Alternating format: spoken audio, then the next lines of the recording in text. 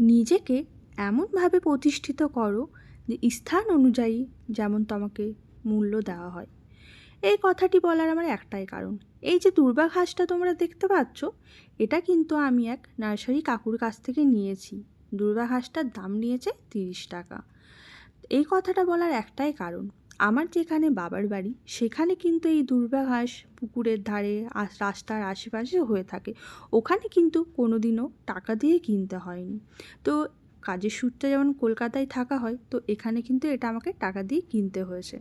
তো এটা বলার একটাই বক্তব্য, স্থান অনুযায়ী তোমাকে অবশ্যই তার প্রাপ্ত মূল্যায়নটা দেওয়া উচিত।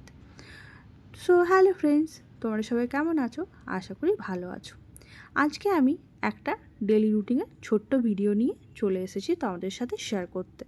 তো আমি বাড়ির কাজকর্ম সব কিছু করে স্নান করে ওপরে চলে গেছিলাম ফুল আনতে। আজকে আমার গাছে বেশ ভালোই কয়েকটা ফুল ফুটেছিল। তারপরে এসে পুজো করে নিই, দেন ব্রেকফাস্ট করে নিই, তারপর চলে যাই কিচেনে। আজকে যেহেতু মঙ্গলবার, তো মঙ্গলবারে আমি কিন্তু খিচুড়ি করে থাকি। নিরামিষে আমার বেশ ভালোই লেগে থাকে। আর খিচুড়ির সাথে করেছিলাম কুমড়োর একটু সবজি। তো আজকের মেনু এইটাই। তাহলে আজকের মতো আসি, বাই।